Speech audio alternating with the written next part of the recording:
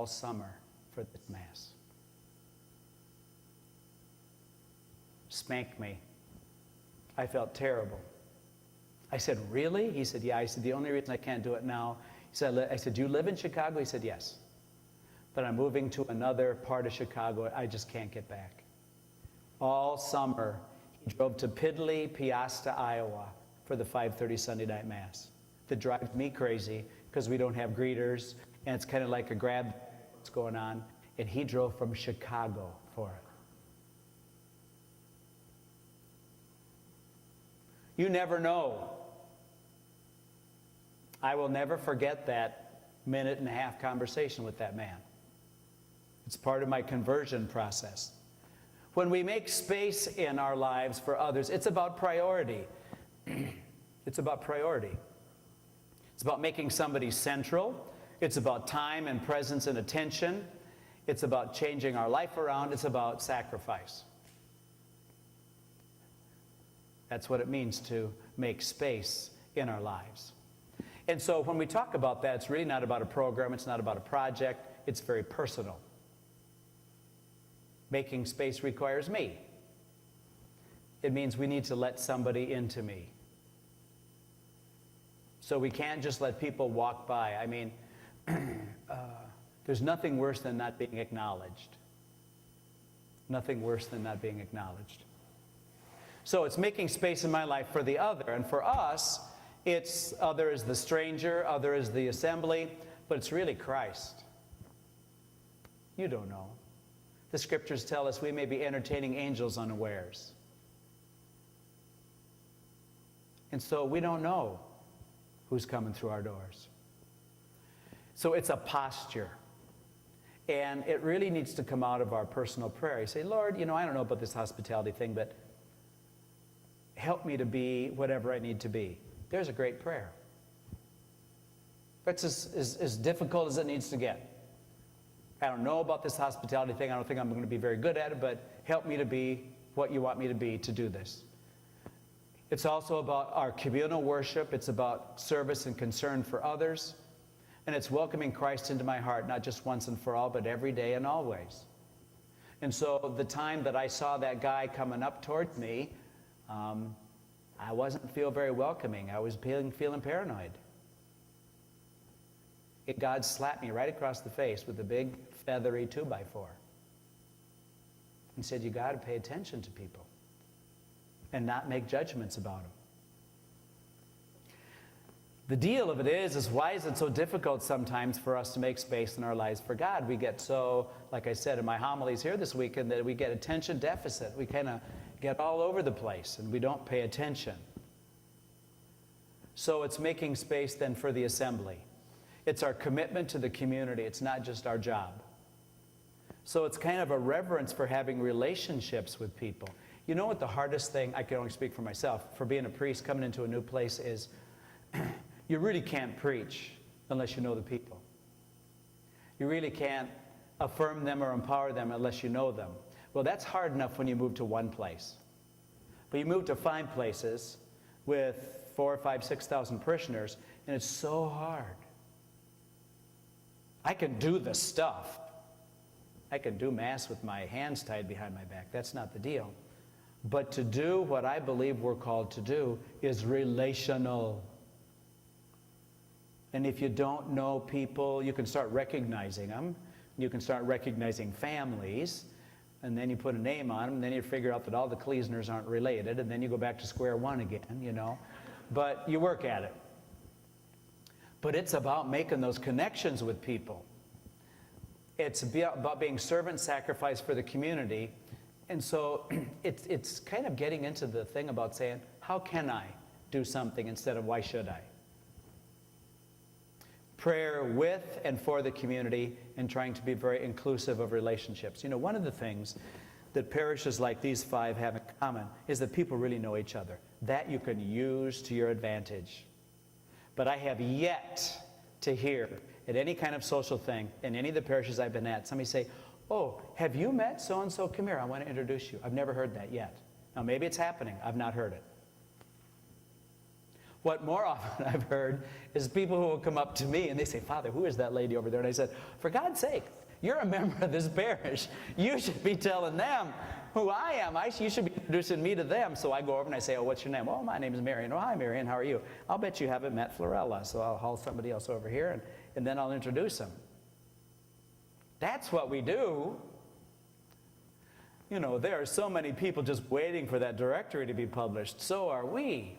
But, you know, that's not going to get in the way of a handshake and a look in the eye. You know, that's really, it's about making those. And so why is it sometimes difficult to make space in our lives for other people? Well, I think it's hard if we don't know the community. For example, for me coming in, it's better now, thank God. But for me going into any one of the parishes, it's hard for me to know who the new people are. Because you're all new. And you have the advantage. Oh yeah, his name's Father. Great. That puts us on an even keel for sure. We need to be on the lookout. That's what's great about parishes that know each other. But the worst part of that is when somebody comes into that parish, everybody knows that they're new and nobody says anything. That's brutal. That's just brutal. It's not about convenience or comfortability. It's about openness. It's about flexibility and invitation. And really about never taking anything for granted. So making difficult for us to make space in our lives for strangers, it's really more about making space in our loves. I wonder how many times we have opened ourselves up to meet somebody new that we've really gotten to know and added to the silver and gold that we have in other relationships. Or if we just kind of hang with the same old folks. That's easy, but it's really not what the gospel calls us to do, because that doesn't take anything out of us at all. Radical hospitality begins inside each one of us, I like to say. And the core of it is relationships. And it's really the personal response to our need to connect with other people. We're living in a day and age where people are increasingly alone. More ways to communicate, less good communication going on.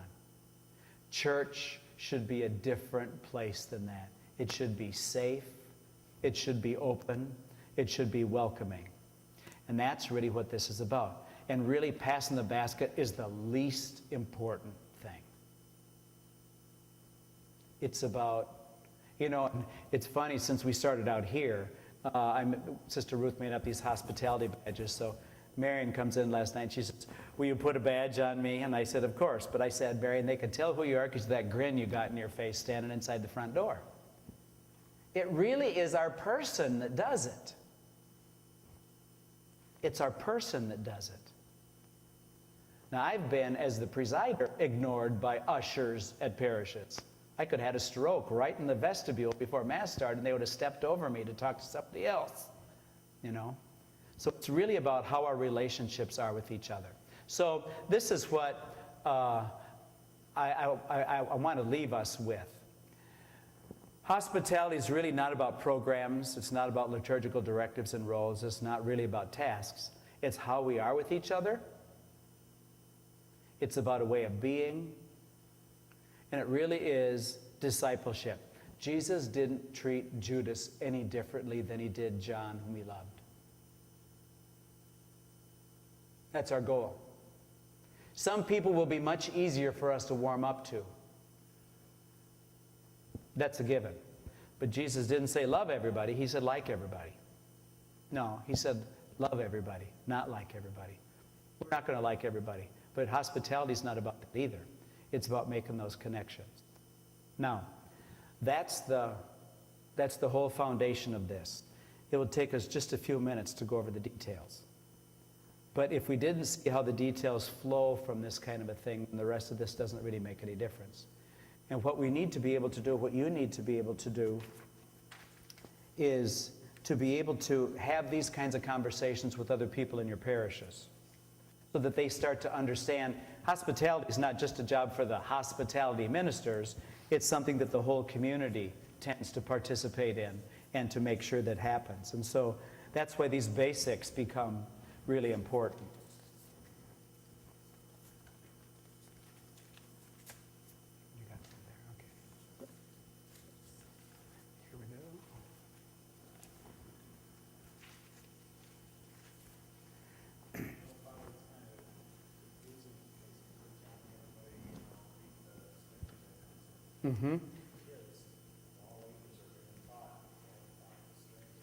I know they are. His point was, the kids are being taught don't talk to strangers, but you can talk to strangers at church. Yeah, it is hard to get everybody used to do it. But what my concern is that we're raising another generation of kids who really don't pay attention to other people. They're great kids, but they don't pay attention to other people. They're not bad. There's nothing malicious, but there's just nothing. And they can learn that here among us. So the ministry of hospitality then is about making connections with people who come to worship. Because we're great people? No, so that they can experience the hospitality of Jesus. It also involves carrying those connections beyond the doors of the parish church to any place that we might meet them, like Subway. Oh, Dave, you're the guy from Iowa. Okay? Hospitality ministers are first and foremost members of the assembly. Therefore, having hymnals, participating as a member, one, and exercising your role is very important. And so if you are one of the leaders of worship and you're standing talking to other ministers during the service, you don't understand why you're here. It's not about waiting until it's time for you to do your thing. Okay? We're all in hospitality together. Now, just some basics. Probably the primary hospitality basic is preparation. You got to get here before you can greet anybody. So when the greeters come running in at 5 minutes to Mass, completely failed. You don't get it. You should be here at least 20 to 30 minutes before Mass, depending on the parish and when people show up. Check in the sacristy to see if there's any special directions for the day. Check to make sure the lights are on, things are straightened up, looking inviting. Make sure there's greeters at every entrance to welcome people to the church. Like, so here we don't just man these doors here, person these doors here, but we also do these side ones here. Okay? It's really frustrating for me particularly because I'm kind of somebody who is on the lookout for this. When we get here not that long before a Mass starts, come to a place like this, the lobby's full of people, but you don't get a sense that anybody's in charge. If anybody ever wanted to ask a question, how would they know? It's just a bunch of people talking to each other. That's why we want to make sure we have hospitality, at least here in Farley, at the bigger places, make sure that we've got those. So if somebody did come in and wanted to ask something, they would know who a point guard was. Otherwise, I come in from this entrance 10 minutes before the 10:30 Mass. I got people all over me asking me questions. It's like I'm the only person at the scout meeting today. The rest of the folks didn't show up. It's not my place. It's our place. And so we need to do that together. You need to know where at all the parishes, you need to know where the lights are. You need to know where the air conditioning or the heating is. You need to know those things. Okay, so I shouldn't have to whistle up front to turn the fans on because people are dying of heat exhaustion. You need to just take care of those things. Greeting. Nothing's better than a heartfelt, genuine greeting. If you greet someone you do not know, consider taking the time to introduce yourself. And we don't want our guest first moments to be either a car dealership or a morgue. There's some place in between, but eye contact is really important. Have you ever been someplace and somebody said, yeah, hi, how are you? And they're shaking the hand of a person here, but they're looking someplace else? That's like just erasing them off the map. You might as well say you don't exist.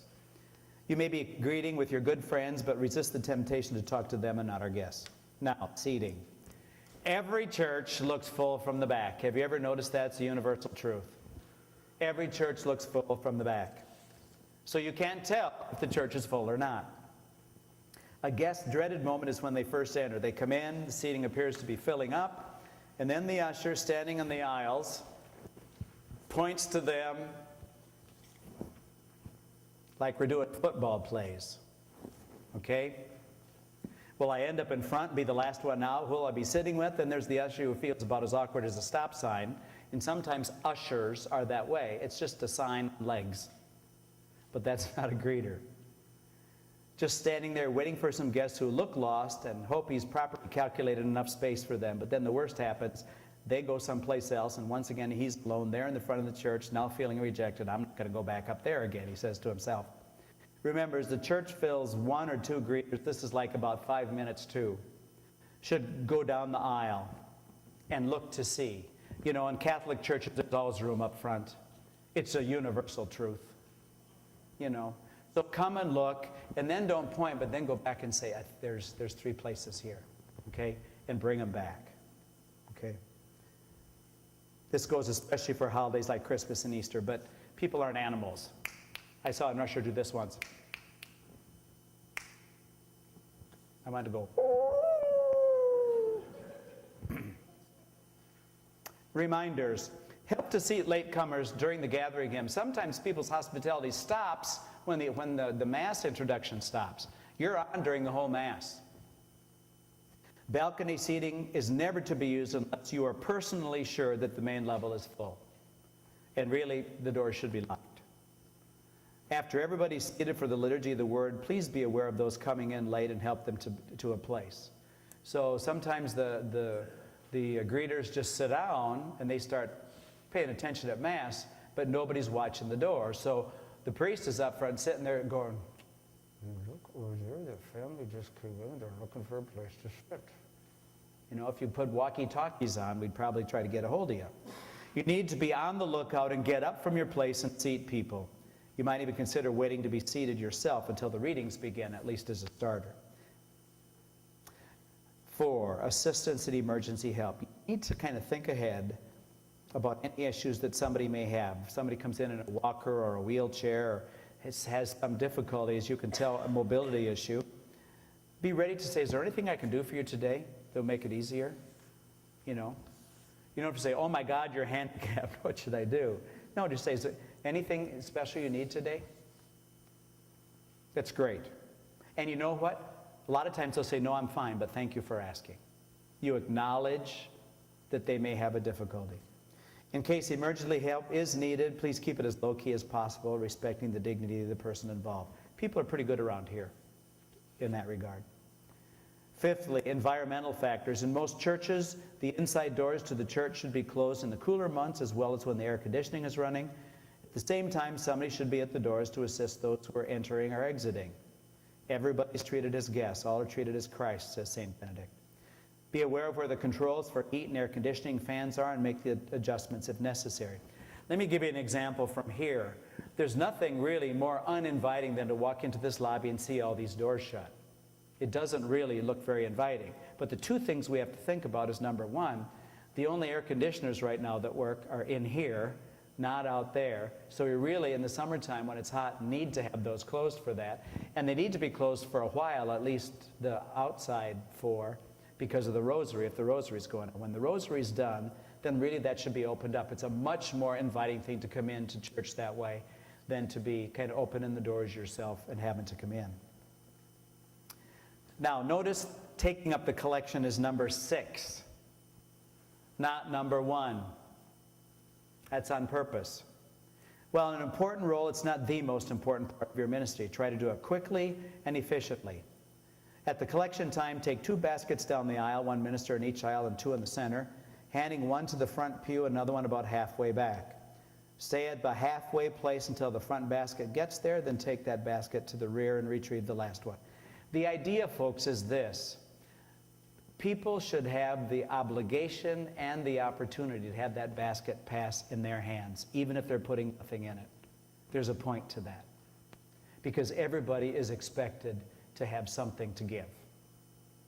And so if there is, unless there's lots of space, which doesn't happen real often, between pews, let the folks in the pew get the basket to the next pew. Because it should go from person to person.